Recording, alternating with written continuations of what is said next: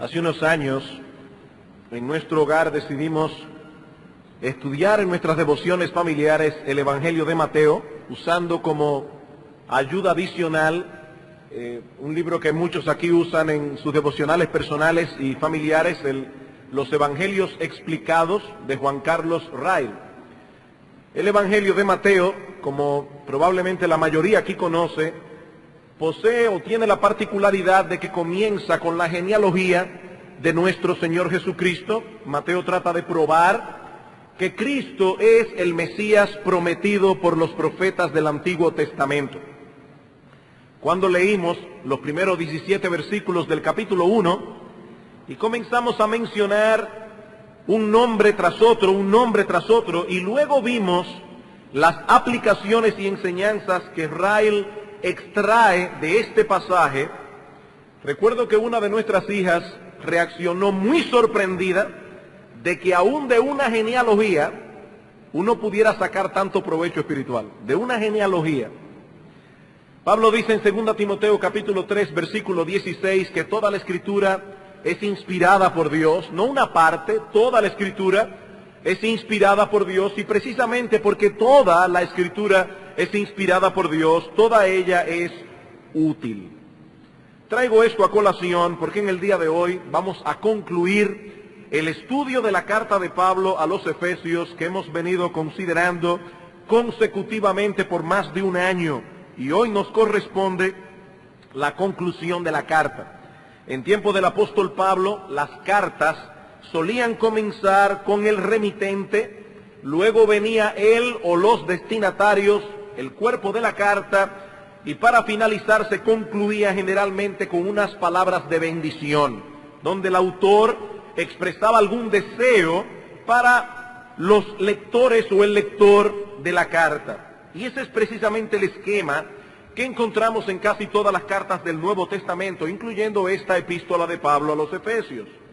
Pero aunque el esquema es básicamente el mismo que se usaba en aquellos días, las cartas del Nuevo Testamento son esencialmente distintas a todas las demás, por una razón muy simple: estas eran inspiradas por Dios. Eran inspiradas por Dios.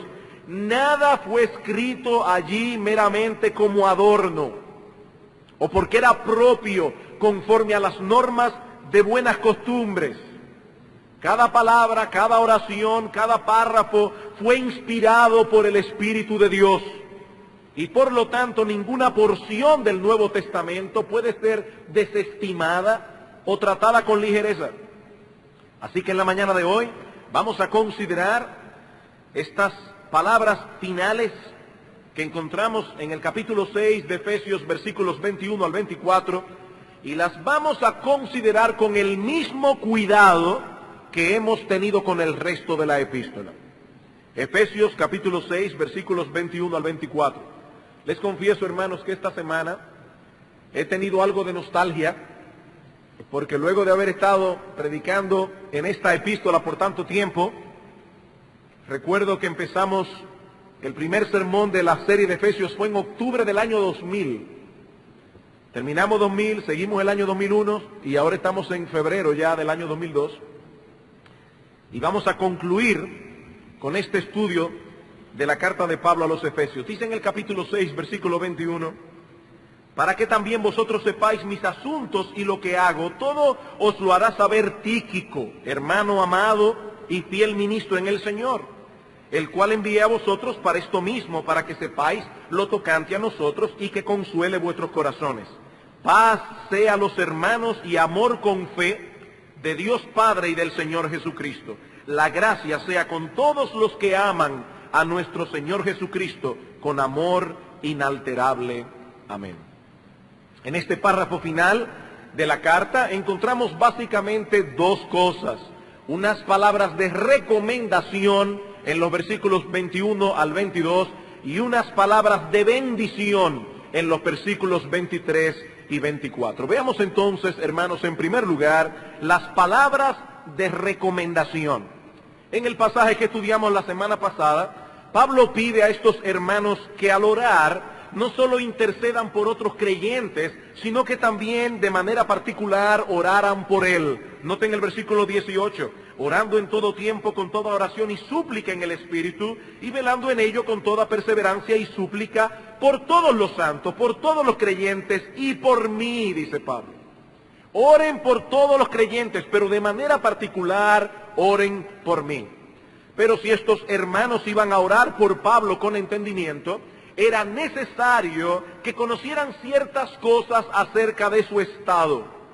Y es con esta encomienda que Pablo les envía a Tíquico, un hermano fiel que serviría de correo para llevar la carta. De hecho, es probable que Tíquico haya sido el amanuense que escribió la carta a los Efesios. Recuerden que Pablo tenía problemas aparentemente en la visión y él dictaba sus cartas. Así que probablemente Tíquico fue quien escribió la carta de Pablo a los Efesios mientras él le dictaba la carta.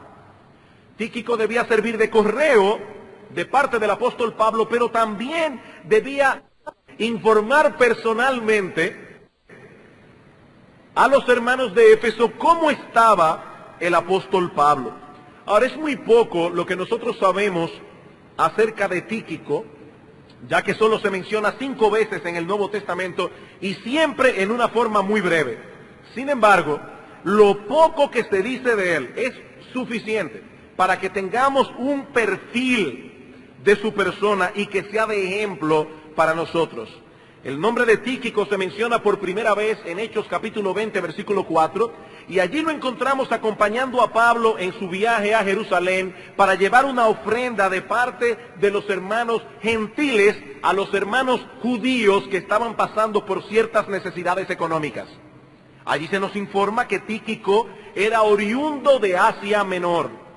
Así que este viaje significaba para él dejar atrás su familia, dejar atrás su iglesia, probablemente dejar atrás su trabajo para ir con el apóstol a llevar esta ayuda a los hermanos que estaban en necesidad en Jerusalén. Ahora, hermanos, no olviden que viajar en aquellos días no significaba lo mismo que para nosotros hoy. Usted va a una agencia de viaje, se compra un ticket y viaje muy cómodamente, aunque le tenga miedo a los aviones. Pero en aquel tiempo no era así. Viajar en aquellos días era peligroso e incómodo.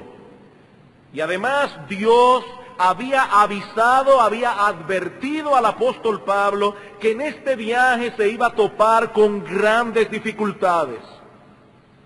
Sin embargo, ninguna de estas cosas pudo frenar a Tíquico para ir con él.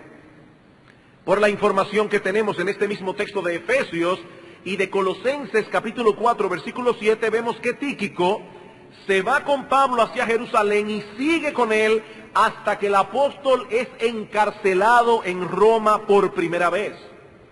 Porque fue en ese tiempo que Pablo escribió la carta a los Efesios y la carta a los Colosenses.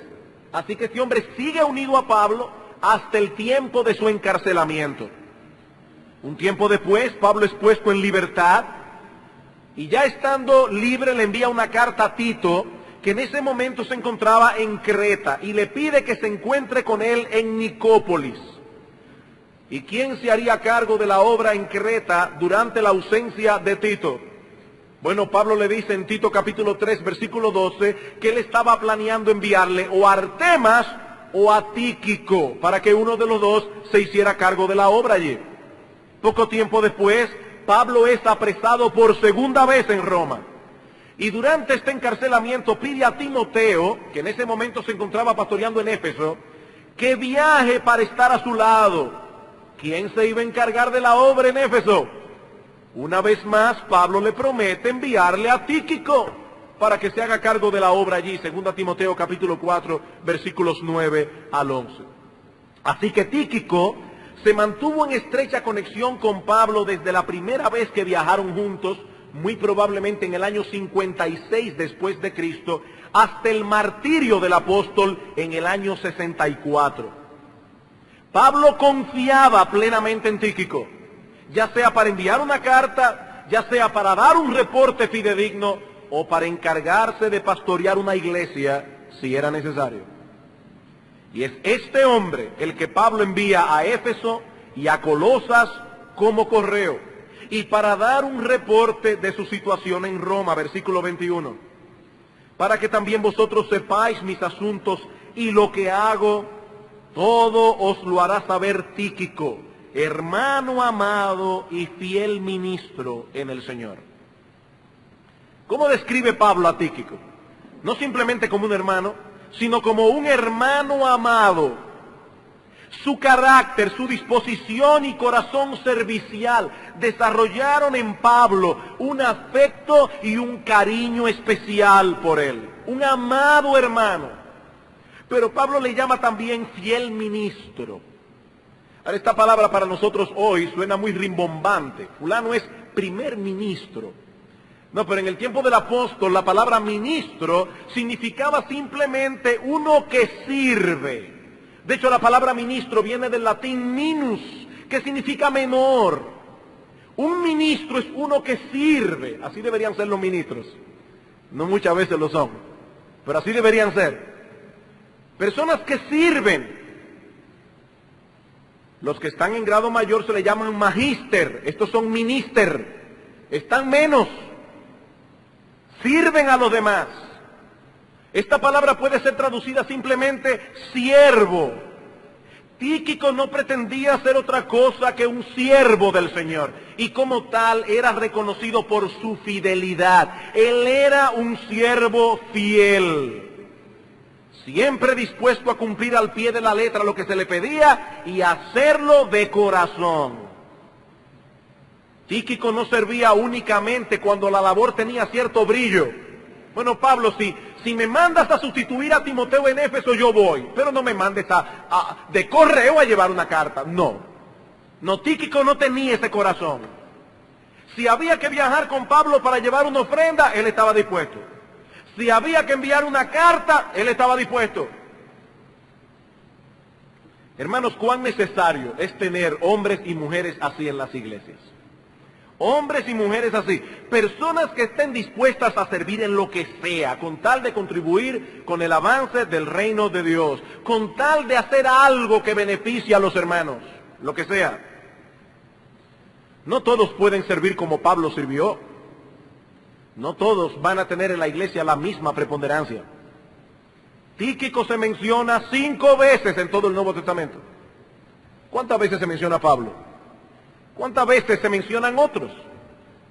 5 breves menciones, eso es todo. Pero ¿saben una cosa, hermanos? Solo en el día del juicio nosotros sabremos cómo Dios usó ese hombre para el avance de su obra. Tíquico, él no buscaba una plataforma para brillar, buscaba oportunidades para servir.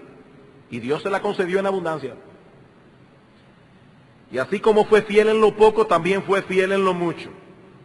Cuando fue necesario enviar a alguien a Creta o a Éfeso, Pablo pensó en Tíquico, porque había demostrado de muchas maneras que era un siervo fiel.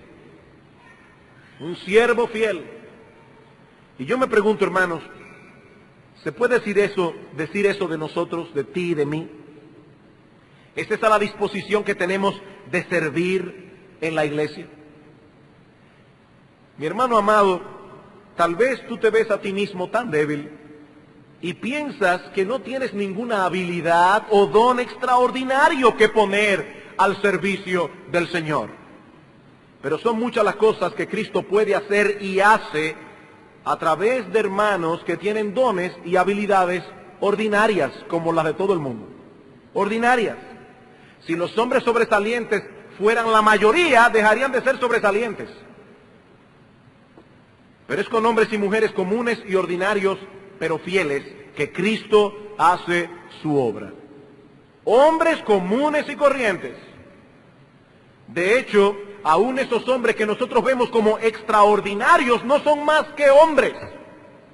Hombres con sus luchas y debilidades, sujetos a pasiones iguales que las nuestras. Simplemente fueron hombres que decidieron de todo corazón servir a Cristo, amparándose en su gracia y en su poder. En esta semana me llegó una carta por correo electrónico que concluía con una cita que decía así: yo soy solo uno, pero soy uno. Yo no puedo hacer todas las cosas, pero puedo hacer algo. Y porque no pueda hacerlo todo, no voy a rehusar hacer ese algo que yo puedo hacer. Lo que puedo hacer, eso debo hacer. Y lo que debo hacer, eso haré, por la gracia de Dios. Yo no puedo hacerlo todo, pero algo puedo hacer. Esa cita es de Edward Hale, pero quien la envió fue Johnny Faris, un hermano de la Iglesia Bautista Emanuel en Boca Ratón, que seguramente algunos han oído mencionar. Este hermano, a quien tuve el privilegio de conocer personalmente hace un tiempo, sufre de una severa distrofia muscular. Johnny se pasa la vida entera, todo el día, en una cama, con los brazos cruzados. No puede hacer nada, no puede mover nada, excepto hablar. Y este hermano tiene una PC, una computadora personal que funciona con la voz. Y el servicio que este joven rinde a la iglesia de Cristo en el mundo entero es invaluable. Usted le envía una nota a Johnny Faris, le dice, por favor, envíasela a las iglesias. Y todo lo que él hace es, con su voz, manejar su computadora y enviar esta petición al mundo entero para que oren por eso. Una persona necesita una iglesia en Tailandia. Ahí está Johnny Faris diciendo, alguien sabe de una iglesia que predique fielmente la palabra de Dios en Tailandia, porque hay un hermano que se tiene que congregar allí este fin de semana. Un hombre acostado en una cama, con los brazos cruzados, y le sirve a Cristo con un servicio invaluable. Por eso me llamó la atención esta cita, porque vino de él. Porque Él la puso. Yo soy solo uno, pero soy uno. Yo no puedo hacer todas las cosas, pero puedo hacer algo. Y porque no puedo hacerlo todo, no voy a rehusar hacer ese algo que yo puedo hacer. Lo que puedo hacer, eso debo hacer. Y lo que debo hacer, eso haré por la gracia de Dios. Este hermano no puede predicar desde un púlpito. Este hermano no puede salir a evangelizar. No puede ayudar a un hermano de la iglesia que va a mudarse, o visitar a alguien que está enfermo en el hospital, pero él está haciendo lo que puede hacer, y lo está haciendo con fidelidad. Tal vez hay muchas cosas que tú no puedes hacer, porque Dios no te ha dado los dones, o simplemente porque Dios no te ha dado la oportunidad de hacerlo. Pero estás haciendo al menos lo que puedes hacer. Estás haciendo al menos lo que puedes hacer. ¿Te estás esforzando por hacerlo fielmente? En el caso de Tíquico, Pablo sabía que podía confiar en él, porque era un hombre que no estaba buscando fama, ni brillo, ni reconocimiento. Él simplemente quería servir, en lo que fuera, en lo que fuera, en lo que pudiera ser útil. Y Dios le concedió el privilegio de ser uno de los compañeros de milicia del apóstol Pablo. Y hoy, casi 2000 años después, todavía estamos hablando de Tíquico. Porque Dios honra a los que le honran. Dios honra a los que le honran. No importa que sea haciendo cosas pequeñas y ocultas que nadie ve, o haciendo cosas extraordinarias. Dios honra a los que le honran. ¿Cuál era la encomienda de Tíquico? Bueno, él debía llevarles la carta de Pablo a los Efesios, pero debía darles también un reporte oral de la condición en que se encontraba el apóstol como prisionero en Roma. Pablo suponía que estos hermanos estaban experimentando cierto grado de ansiedad por él. Noten el versículo 21, para que también vosotros sepáis mis asuntos y lo que hago, literalmente, y cómo me va. Para que sepáis mis asuntos y cómo me va. Todo os lo hará saber Tíquico, hermano amado y fiel ministro en el Señor, el cual envié a vosotros para esto mismo, para que sepáis mis asuntos tocante a nosotros y que consuele vuestros corazones. Cuando Tíquico diera a conocer a estos hermanos cómo estaba Pablo en sus prisiones, cómo afrontaba sus dificultades, sus corazones serían grandemente consolados. Solo tenemos que leer la carta que envió a los filipenses, una carta que Pablo escribió durante este mismo encarcelamiento para tener una idea de la clase de reporte que seguramente Tíquico llevó consigo. El tema predominante de la carta de Pablo a los filipenses es el gozo. Un hombre en prisión. Y el tema predominante de su carta era el gozo. De hecho, Pablo quería que estos hermanos compartieran el gozo que él tenía. Dice en Filipenses 2:18, gozaos y regocijaos también vosotros conmigo. Pablo no estaba lleno de amargura y resentimiento por estar en prisión. Él estaba lleno de gozo, experimentando la gracia del contentamiento cristiano. Y eso fue seguramente lo que Tíquico comunicó a los hermanos de Éfeso. Los hermanos no debían sentir pena por Pablo, no. Debían más bien consolarse y alentarse al ver la actitud que este hombre tenía en medio de sus dificultades. Y esto nos enseña, hermano, varias cosas. Por un lado nos muestra el tipo de relación que estos creyentes tenían entre sí. Y de manera particular el aprecio que tenían por el apóstol Pablo, por el hombre que les había llevado el evangelio, por el hombre que los había instruido en sus primeros pasos en la fe cristiana. Pablo sabía que estos hermanos le amaban intensamente y que sus prisiones debió ser para ellos un motivo de gran inquietud. Él sabía que estos hermanos no serían indiferentes a su situación. Tíquico, consuélalos, porque deben estar preocupados por mí. Consuélalos. Hace muchos años leí una definición de misericordia, muy buena. Decía que misericordia es meterse en la piel del otro.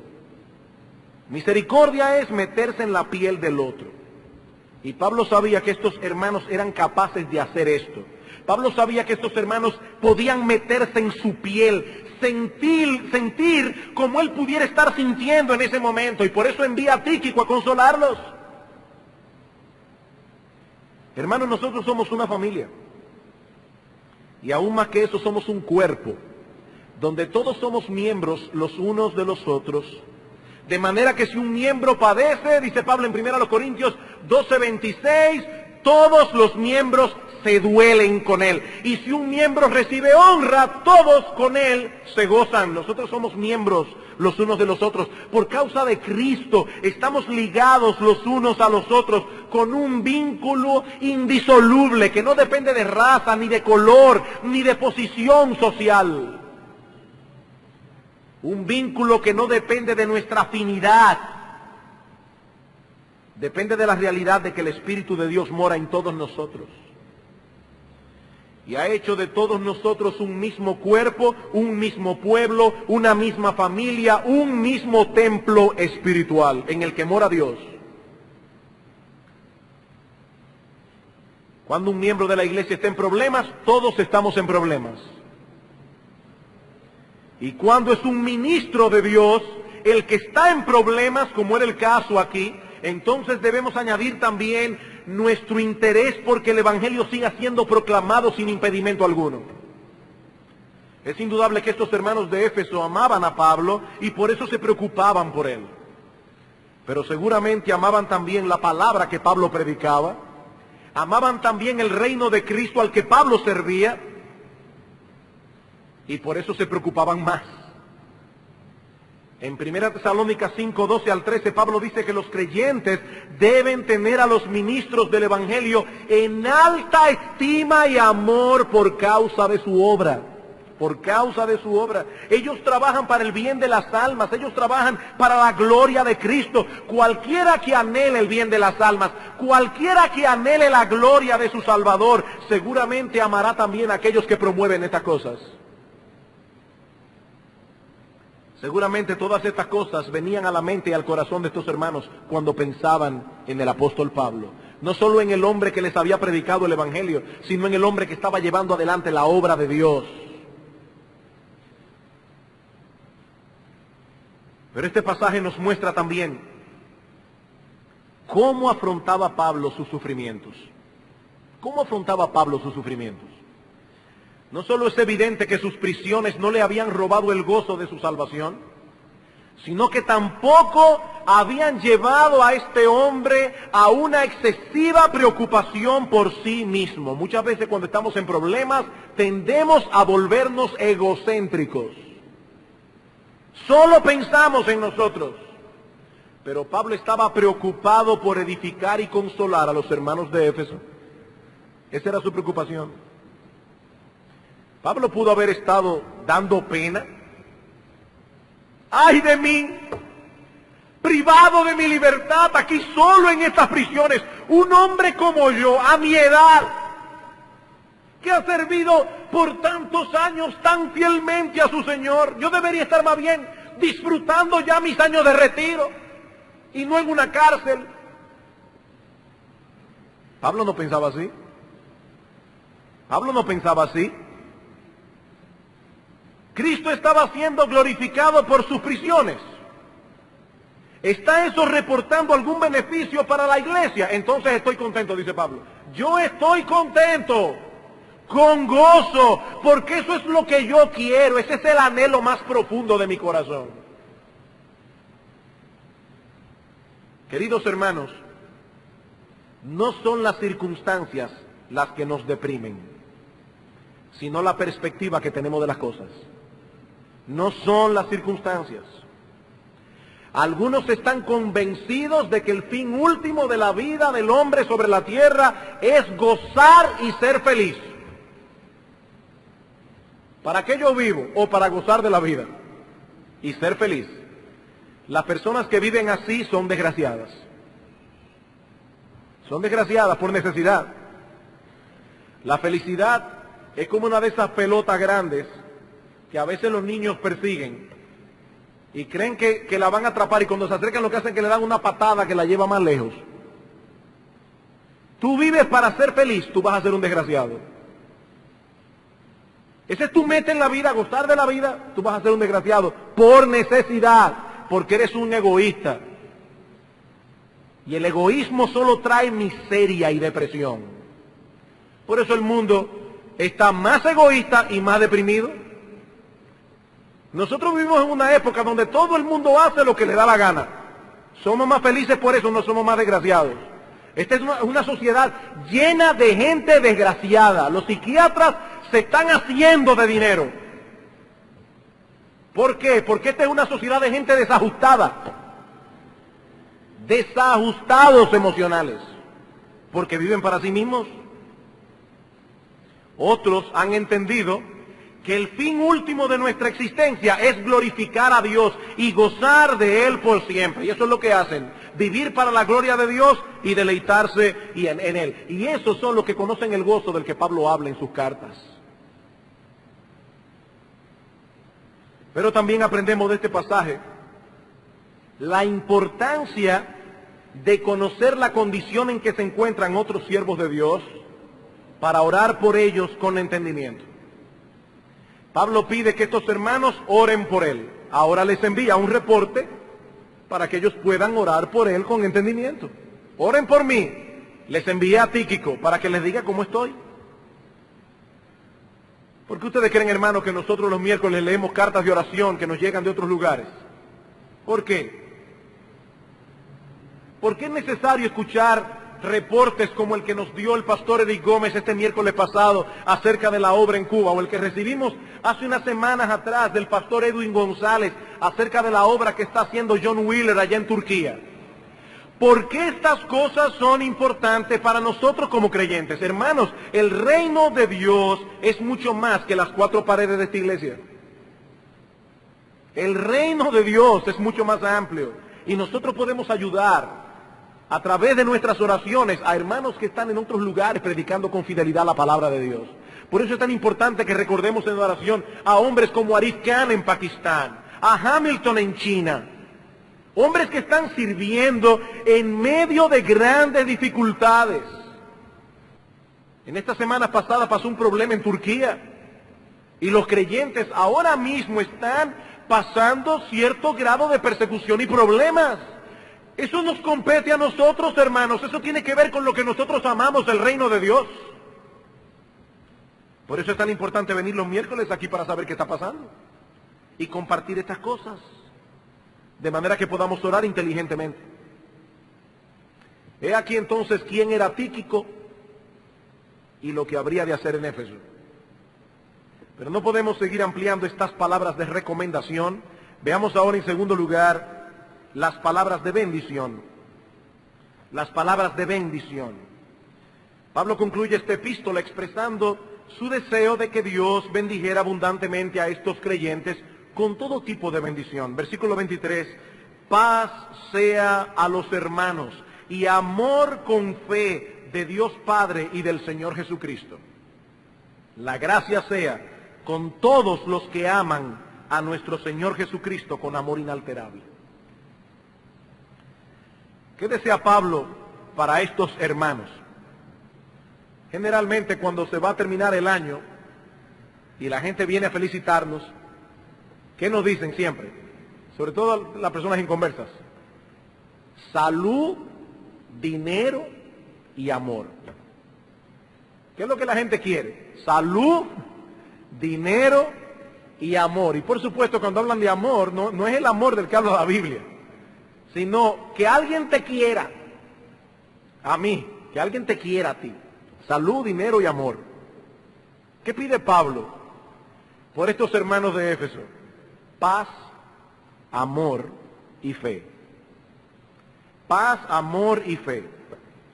Tres gracias que se relacionan íntimamente la una con la otra. No podemos separarlas.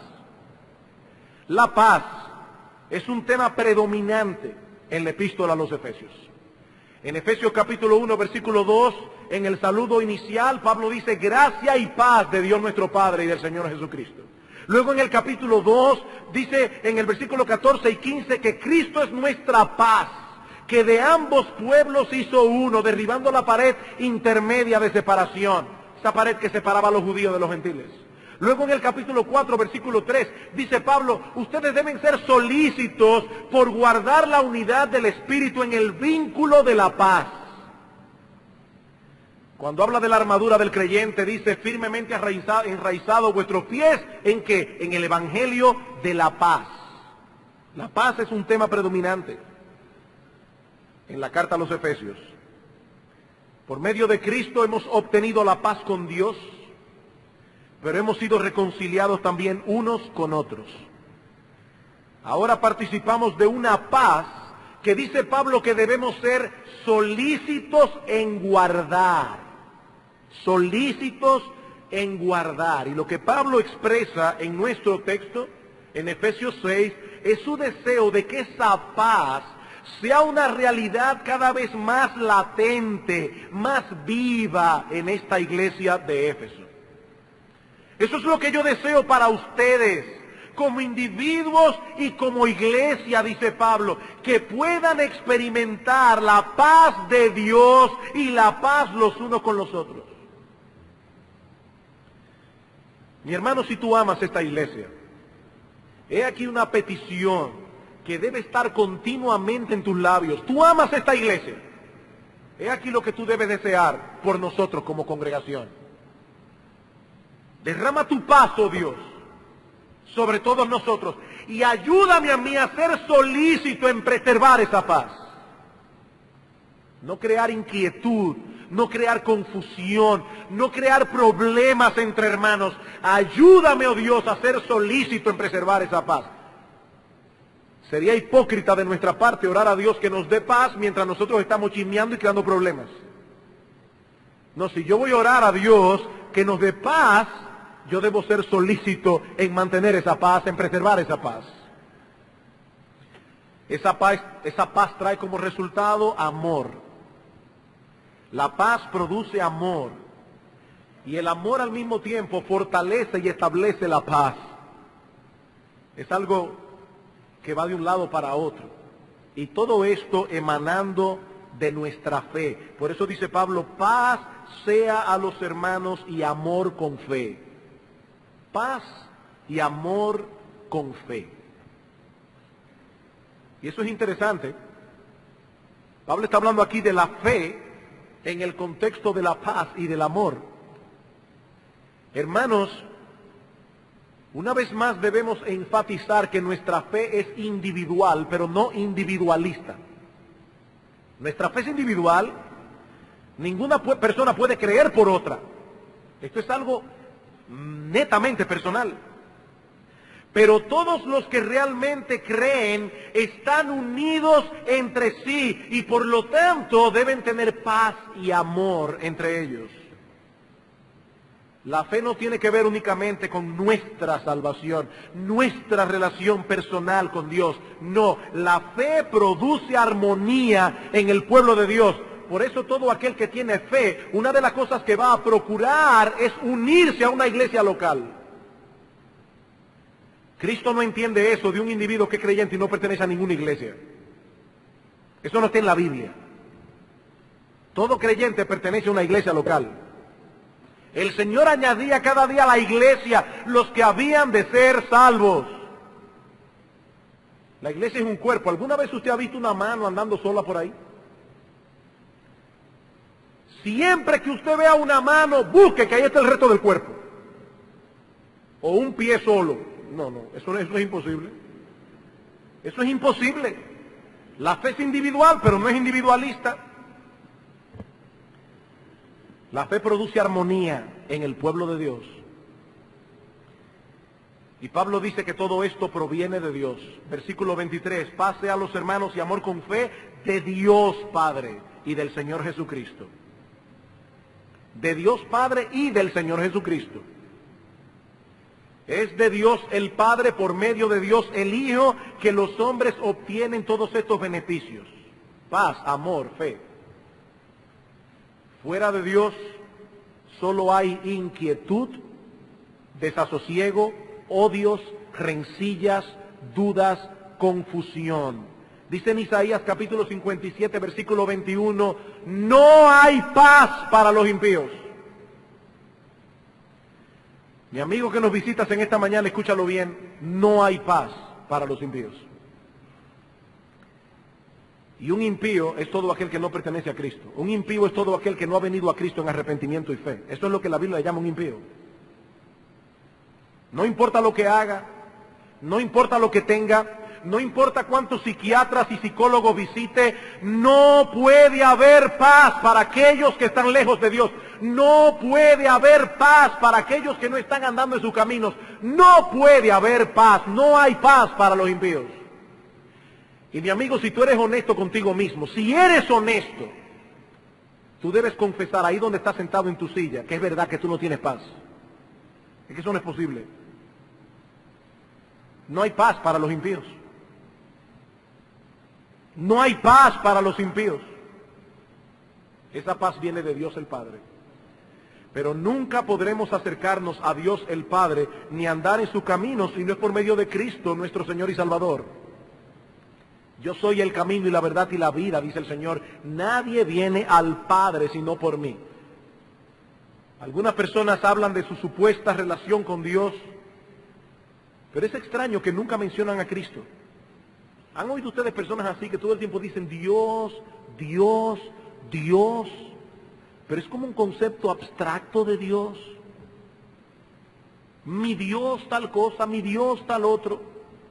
Y nunca mencionan a Cristo. Esa relación no parece tener nada que ver con la persona de Cristo. Esa relación no tiene aparentemente nada que ver con lo que Él hizo en la cruz del Calvario para salvar a pecadores. Mi amigo, es imposible tener ningún tipo de relación con Dios el Padre echando a un lado a Dios el Hijo.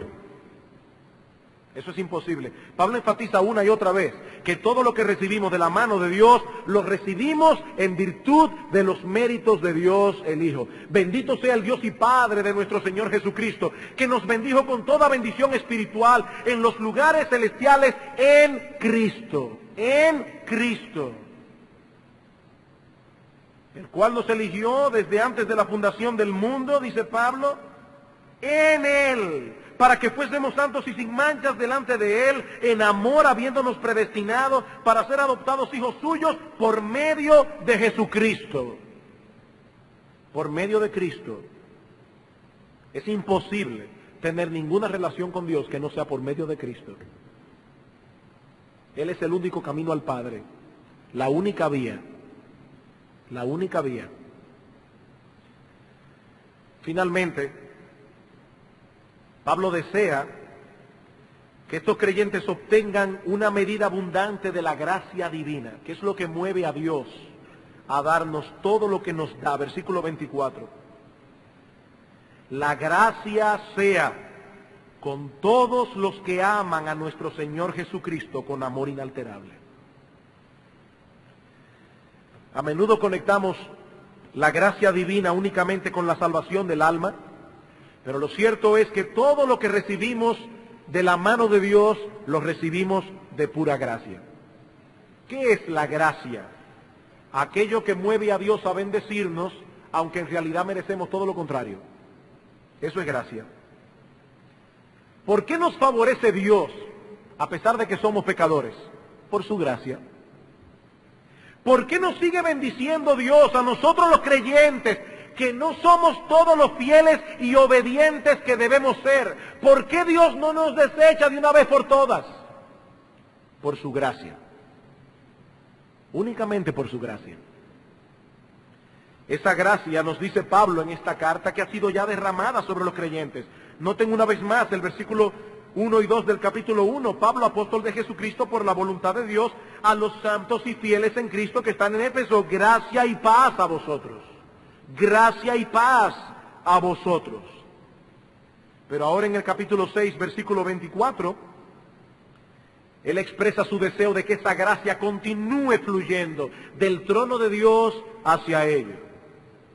Pablo concluye la carta como comenzó, deseando para estos hermanos gracia y paz.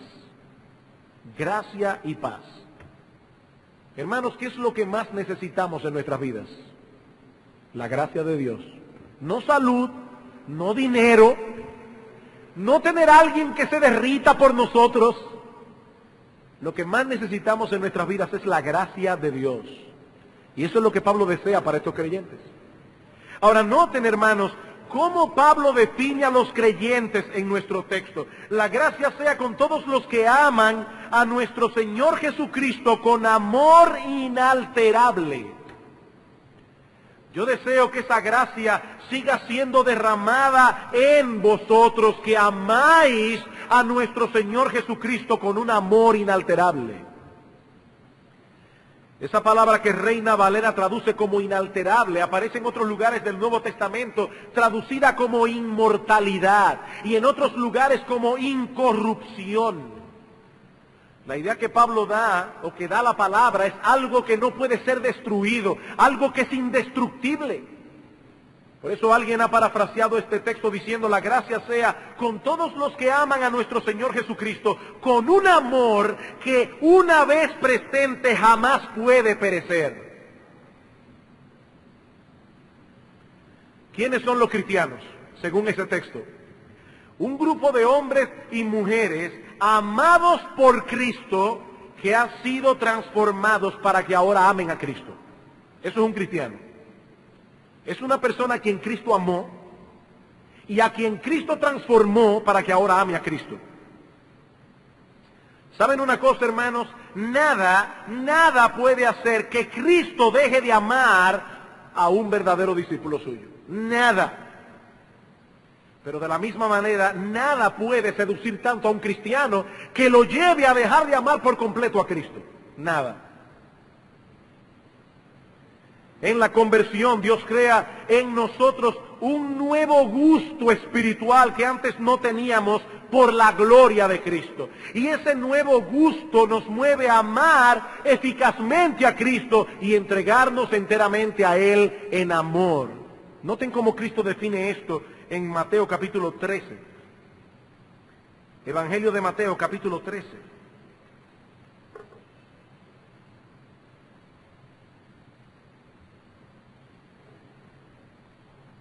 Versículo 44.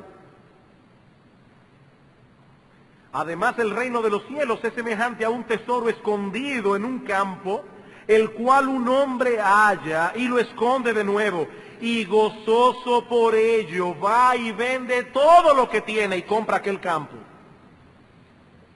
¿Qué describe esta parábola? El proceso a través del cual Un pecador es convertido y traído al reino de los cielos. El pecador es el mercader. Cristo es la perla preciosa. Esta persona que antes iba por la vida disfrutando de los deleites baratos del mundo, porque el pobre miserable creía que eso era todo lo que había, iba por la vida disfrutando de los deleites baratos de este mundo, de la basura que este mundo ofrece. Eso es el pecador. ¿Ustedes han visto a esas personas que salen en el periódico en Duquesa, removiendo los escombros de basura para encontrar algo? Eso es el pecador en el mundo. Eso es el pecador en el mundo. Un hombre hambriento en Duquesa, buscando basura para comer. Y este individuo, que se ha pasado toda la vida buscando basura, de repente encuentra un tesoro. Un tesoro que es incomparablemente más hermoso y más valioso que todo lo que él había visto hasta entonces. Y cuando le preguntan qué precio tiene, le dicen todo lo que tienes, aún tu propia vida. ¿Cuánto cuesta el tesoro? Todo lo que tienes. Todo lo que tienes, aún tu propia vida. Pero es tal su deseo de tener ese tesoro que él no regatea. No regatea, vende todo lo que tiene para comprarlo. Eso es la conversión a Cristo. Ahora yo me pregunto, ¿qué fue lo que realmente sucedió en este individuo que lo llevó a ver a Cristo y su evangelio como un tesoro que él antes no veía? Porque él antes despreciaba a Cristo. Él antes despreciaba el evangelio. Yo recuerdo la primera vez que yo fui a una iglesia. La primera vez. Aquello me pareció tan extraño y tan aburrido, que yo me dije a mí mismo, mira, yo nunca me voy a convertir. ¿Qué es lo que pasa con uno? Que en un momento dado ve el evangelio así y de repente lo ve con otros ojos. ¿Qué es lo que pasa con uno? Que de repente Dios nos abre los ojos, nos abre la visión y comenzamos a ver el pecado tal cual es, como la fuente de todas nuestras desgracias y miserias. Pero de igual manera, nuestros ojos son abiertos y comenzamos a ver a Cristo tal cual es también, en toda su gloria, en toda su hermosura. Eso es lo que pasa. Por eso dice Pablo que si nuestro evangelio está aún encubierto, entre los que se pierden está encubierto, en los cuales el Dios de este siglo cegó el entendimiento de los incrédulos para que no les resplandezca la luz de la gloria de Dios, que es Cristo Jesús nuestro Señor.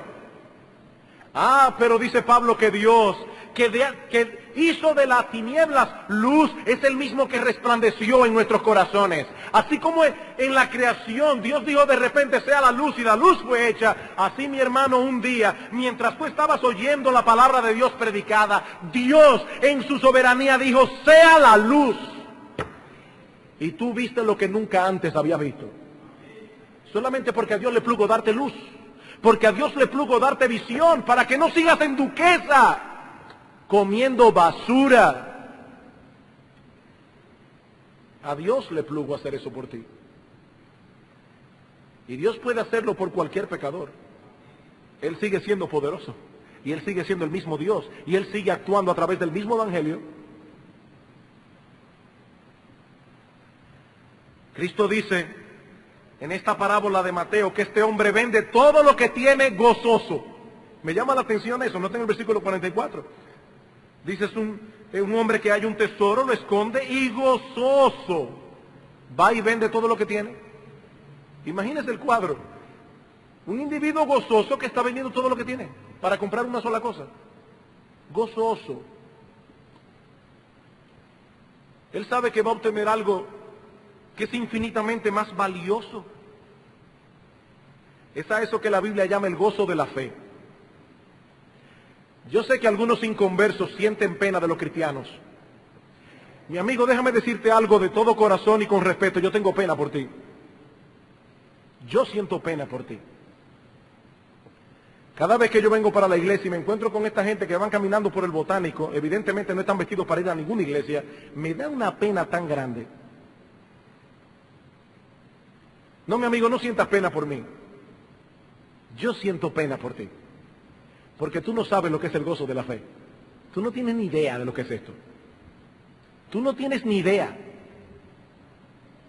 Tú no tienes ni idea de lo que es venderlo todo para comprar esa perla preciosa. Por eso dice Cristo, lo vende gozoso. Es el gozo del pecador que viene a Cristo y comienza a entender lo que ha sucedido en su vida. Me han perdonado todos mis pecados y me han dado el don de la vida eterna. Ahora tengo a Dios por Padre, es mi Padre. Y es un gozo que va creciendo en la misma medida en que crece ese conocimiento de Dios y se traduce en actos de fe. Amados hermanos, ¿cuál es el llamado de Cristo en los evangelios? Su llamado es a venir a Él para ser plenamente satisfechos en Él. ¿Qué dice en Juan 6:35? Yo soy el pan de vida, el que a mí viene nunca tendrá hambre. Y el que en mí cree no tendrá sed, jamás. Esa es la oferta del Señor. Si alguno tiene sed, venga a mí, bebe. El que cree en mí, como dice la Escritura, de su interior correrán ríos de agua viva.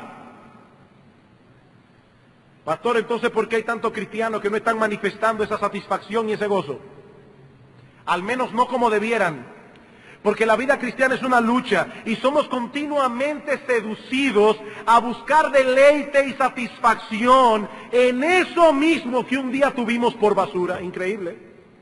Pero así de astuto es el diablo. Esa es nuestra tentación, hermanos, todo el tiempo, volver atrás, olvidarnos de lo mal que nos iba en Egipto y comenzar a codiciar otra vez la comida que allí nos servían, como los judíos en el desierto. ¡Ay! Esas cebollas que comíamos en Egipto, ya se habían olvidado que le daban fuetazos, que eran esclavos.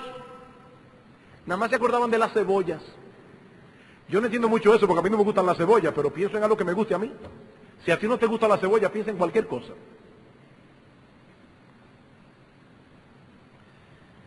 Y cuando somos vencidos, este es el resultado, perdemos el gozo inefable y glorioso de ser cristianos. Por eso es tan importante, hermanos, mantenerse enamorado de Cristo. Por eso es tan importante mantener esa relación de amor con Él, porque tan pronto ese amor fluctúa, tan pronto esa llama del amor por Cristo se apaga un poco, el mundo comienza a ser increíblemente seductor. No podemos dejar de amar a Cristo si somos verdaderos discípulos, pero la llama de nuestro amor por Él puede decaer. No olviden que a esta misma iglesia de Éfeso, en Apocalipsis capítulo 2, versículo 4, el Señor le envía una carta diciendo, has dejado tu primer amor. Ya no me amas como antes. Has dejado tu primer amor. Estás haciendo las mismas cosas que hacías antes, pero has dejado tu primer amor. Y tan pronto esas cosas comienzan a ocurrir en nuestros corazones, ¿saben lo que hacemos? Comenzamos a buscar otros amantes. Así de duro como suena. Comenzamos a buscar otros amantes que suplan ese lugar de nuestro esposo. Y por supuesto tenemos que perder el gozo, hermanos, porque nadie puede darnos lo que solo Cristo da. Nadie puede darnos lo que solo Cristo da. Pero si esa es tu condición, mi amado hermano, no tienes por qué quedarte así, no debes quedarte así. Podemos levantarnos otra vez y por la gracia de Dios seguir corriendo la carrera, seguir ejerciendo fe, la misma fe y aún más profunda que aquella que depositamos en Cristo la primera vez. Aquella vez cuando nuestros ojos fueron abiertos y vimos por primera vez su hermosura. Y el gozo que experimentamos aquella vez, podremos experimentarlo de nuevo, solo que ahora más profundamente, con nuevos matices. De ese modo podemos glorificar a Dios más profundamente y gozarnos más profundamente en Él. Bien, hermanos, de este modo damos por concluida el estudio de esta carta. Ahora solo nos resta orar Que Dios aplique las enseñanzas de la carta de Pablo a los Efesios en nuestras vidas. Que nos ayude a comprender que los seres más privilegiados del planeta son aquellos que han sido bendecidos con toda bendición espiritual en los lugares celestiales en Cristo. Esos son los seres más privilegiados del planeta. Que Dios nos ayude a vivir a la altura de nuestra vocación como cristianos. Y que muchos que escucharon esta serie de sermones, pero tristemente siguen sumidos aún en la miseria de su pecado, sean traídos a Cristo con cuerdas de amor, para encontrar en Él, por medio de la fe y el arrepentimiento, lo que solo Él puede dar: perdón de todos sus pecados, comunión íntima con nuestro Padre Celestial y el don de la vida eterna. Que Dios nos bendiga. Vamos a orar.